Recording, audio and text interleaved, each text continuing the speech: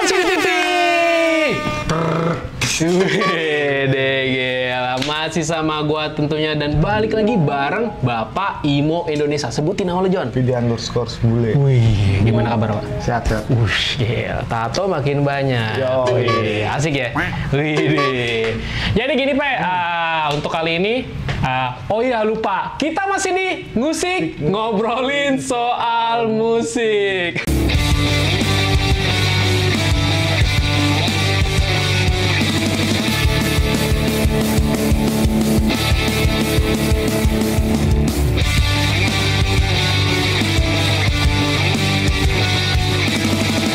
Musik, ngobrolin soal musik. Sampai lupa gue. Goblok emang.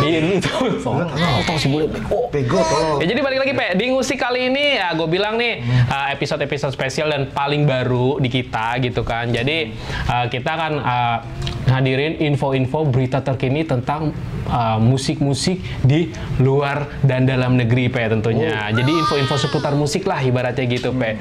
Dan gue bilang sih banyak yang request juga kemarin suruh ngadirin kayak begini di konten kita ini kan. Jadi menurut gue ya udah kenapa enggak gitu kan. Soalnya banyak kadang-kadang gini loh, Pe, berita-berita yang orang kan kadang-kadang malas baca juga gitu berita, dan di sini kita hadirin aja ibaratnya beritanya spesifikasinya yang udah pasti terpercaya gitu, daripada ya lu ribet-ribet baca ngapain ya kan. Oh benar. Ya kan kadang-kadang orang nggak semuanya suka dari kita baca aja mendingan ya. Iya, mending lu tontonin channel ini aja jadi bisa tahu berita terkini musik dalam dan dulu. Betul, jangan lupa di subscribe dulu, bunyiin Lonceng. bunyinya. Ting, ting. Oh, ting ting ting gitu ya. Ting Ting, ting, dong. ting ting ting ting. Weh Bang S. Gitu kan. Ya, jadi yang pertama ini gua ada berita penting banget gitu dari band legend ya kan, dari Nirvana gitu kan, dari Grunge.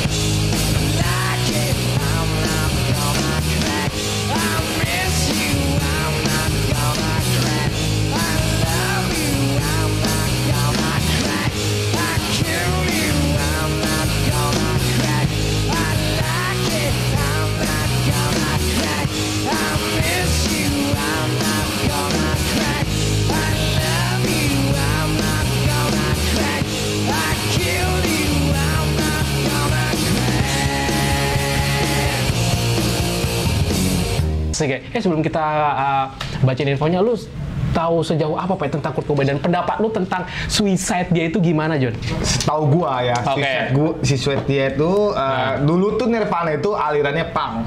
Ya. Benar gak sih? Betul. Alirannya punk dan dia terbikin aliran sendiri namanya grunge. Dia pelopor dan penciptanya ibaratnya kayak gitu ya. Pencipta aliran grunge gitu. Oh. Nah, ya sebutnya ya ini vokalisnya ini Si Kurt Cobain ini ya yang melegenda ya. Jadi ada info gitu, Nirvana akan dianugerahi Lifetime Achievement Award oleh The Recording Academy gitu kan. Jadi gue bacain sedikit ya infonya gitu kan. Jadi Recording Academy baru-baru ini mengumumkan kalau Nirvana gitu kan, The Supremes dan Nile Rodgers akan mendapatkan penghargaan pengabdian seumur hidup untuk Grammy pada perayaan tahun ini gitu. Udah gitu penghargaan ini akan diberikan pada Special Merit Award Ceremony yang akan digelar untuk pertama kalinya sejak 2020 pada 4 Februari 2023 tahun ini, sehari sebelum acara Grammy. Udah gitu pada penghargaan Grammy tahun ini juga akan beberapa mendapatkan nominasi baru, termasuk Songwriter of the Year non-classical, Best Alternative Music Performance, gila nih, udah gitu Best Score Soundtrack for Video Games, dan beberapa lainnya gitu. Most of you don't know that I was the 5th drummer of Nirvana. For whatever reason, I got to be the luckiest person in the world and also be in Nirvana, but I have to give credit to all of the other drummers that came before me. The Rock and Roll Hall of Fame. And I want to thank all the Nirvana fans who... Nirvana fans walk up to me every day and say thank you for the music. Terus udah gitu, menurut gue sih emang Nirvana ini pantas banget ya, karena legend. legend. dan satu ya, ini legend. Pencetus aliran grunge, iya kan? Dia terpisah dari komunitas punk. Iya, bener gak sih? Bener. Wajar kalau misalnya dia sampai dianugerahi sama Grammy Awards tuh penghargaan seperti ini. Iya kan? Gila lu, nominasinya ngereng lu. Songwriter of the Year berarti penghargaan lagu terbaik dong. Kurt Cobain ya, gila. Mabok dapat karya.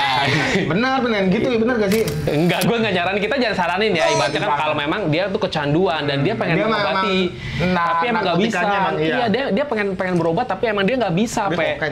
Kokain. Sebab istrinya pun sama ya, lu nggak bakal bisa sembuh lalu istrinya sendiri aja setiap hari gitu. Kokain gitu kan. Lebih parah dari sabu lah. Wah, itu parah sih. Pokoknya jangan jauhi narkoba gitu kan. Lu bermusik aja jangan. Narkoba apa sih?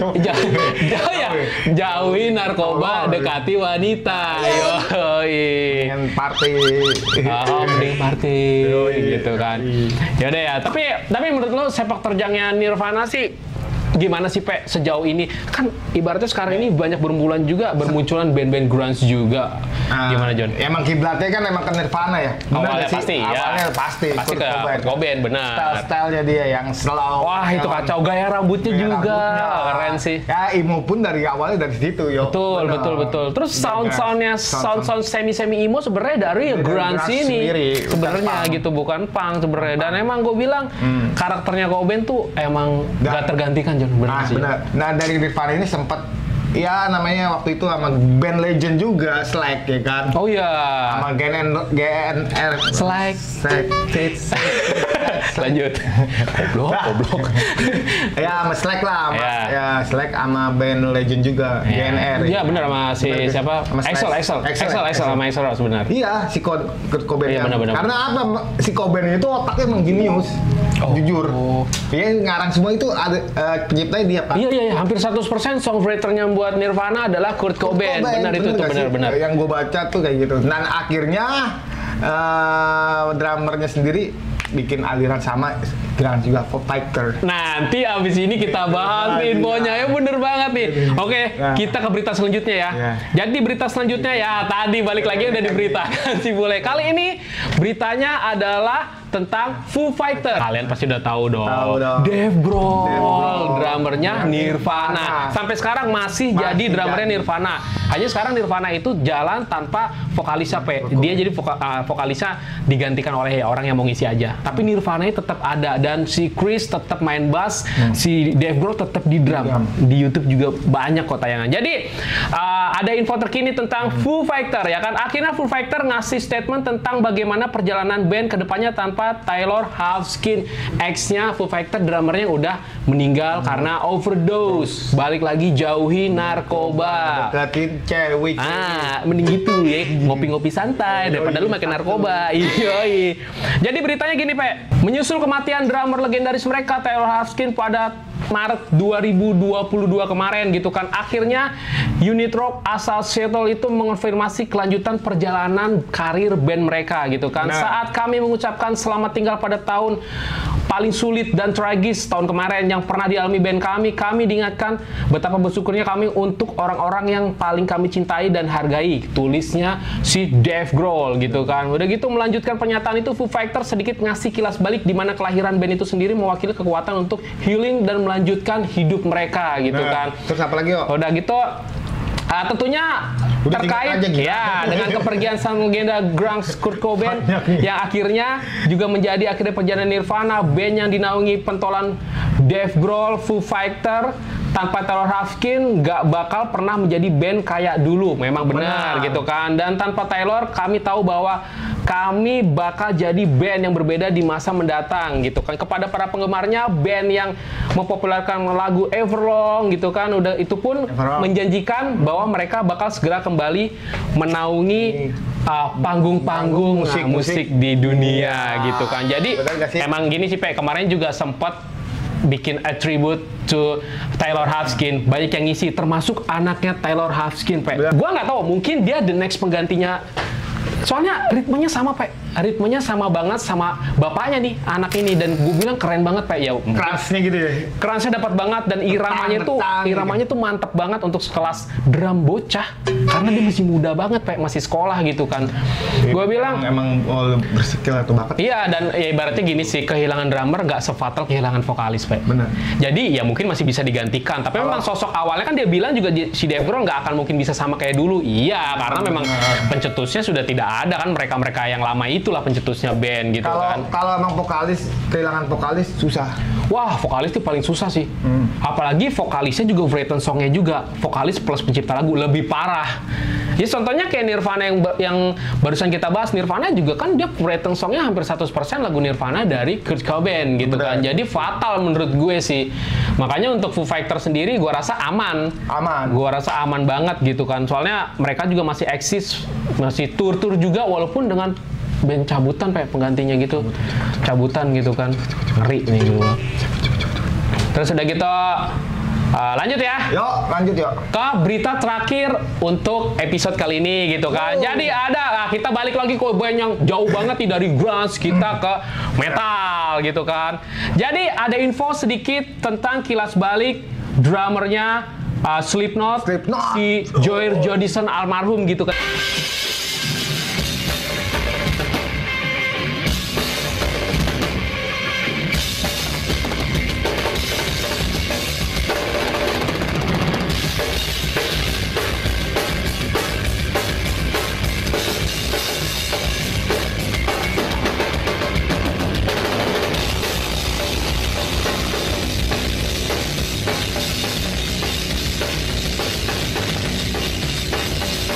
Nah, jadi yang pertama gitu kan. Jadi gue dapat info juga katanya topeng kabukinya si Joey Jordison ternyata terinspirasi dari mamanya dia. Iya. Gitu, gokil gue bilang sih.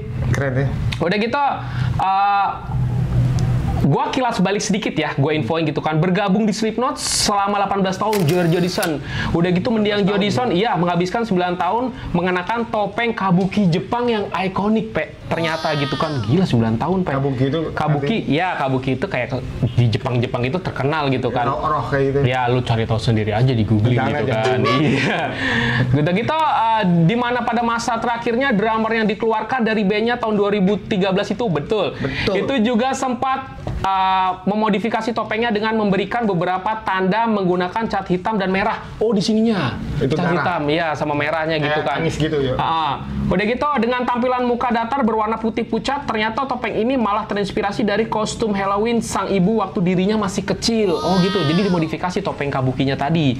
Gitu kan. Dikutip dari The Focus News, diperkirakan momen itu ada di pertengahan tahun 80-an saat Joey kecil baru pulang sekolah dan melihat ibunya mengenakan topeng. Oh, di kala Halloween, John. Gila. Joey pun mengakui bahwa momen itu melekat banget di benaknya. Yang maknanya itu gue jadi pengen make itu sebagai topeng gue di Slipknot. Imbuhnya kemudian, wah gokil sih, Pe. Gila. Keren. Oke lah ya, lanjut ya. Terus udah gitu, kabuki sendiri merupakan bentuk klasik dari drama tarian Jepang. Nih dijelasin. Yang mana biasanya menampilkan kostum yang sering terlihat glamor dengan riasan yang rumit. Itulah kabuki. Gimana, Pe, opini lu tentang Joey Jordison X-nya Slipknot yang udah meninggal itu, Bang? Yang dikeluarin 2003. Oh, edan tuh asli, yuk. Gue tuh pernah ngeliat Jordison banget, men. Gila kan? Ada aksinya itu di drum diikat terus sampai dibuat. Iya, bener. Terus udah gitu pas kebalik ke bentuk pentagram.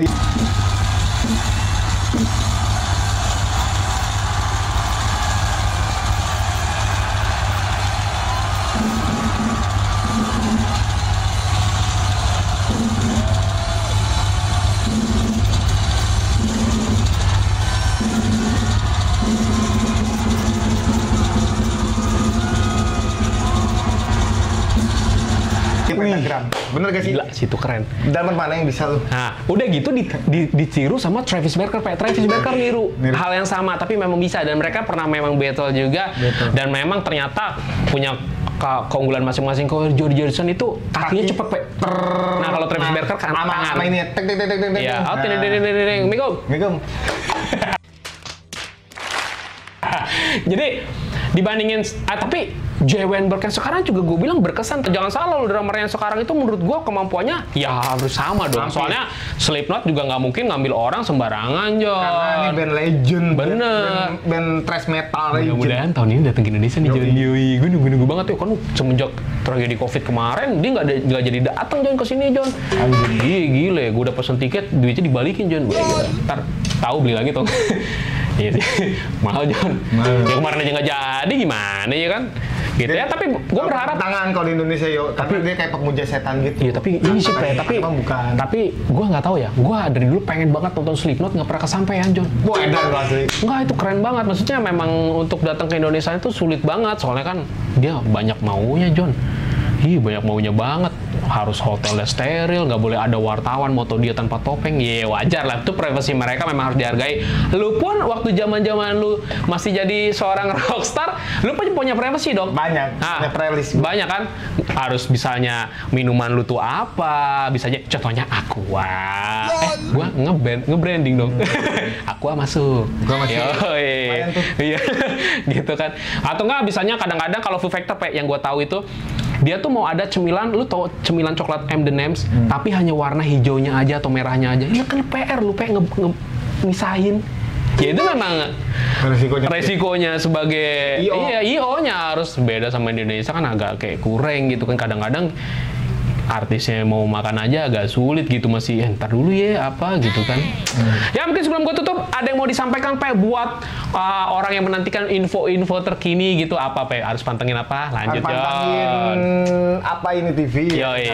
Dan lo kalau punya info-info ya DM aja. DM aja. Betul. Di IG gua, di IG Leo. Benar, siapa tahu ada info menarik ya Pe ya. Info di apa ini TV juga bisa. Misalnya band-band idola lu ada info gini. Tapi harus tapi gua nggak mau Indonesia. Iya, luar. Tapi Indonesia boleh lah sedikit. Tapi ngeri baper. Ya udah kita luar. Ngeri apa ya? Ngeri mereka tuh tanpa izin atau ribet. Merekanya agak gitu. ribet sih. Gua tahu banget. Itu masalahnya Indonesia seperti itu sih. Indonesia tuh agak kayak Jepang juga. Jepang ya kemarin banyak kena klaim kopi ya kan. Gitu kan. Agak ribet. Ya mungkin gitu aja. Gitu ya, aja. jangan lupa di like, comment, subscribe. Jangan lupa tulis di kolom komentar kalau ada info atau DM kita. Pokoknya see you di next video. Bye-bye.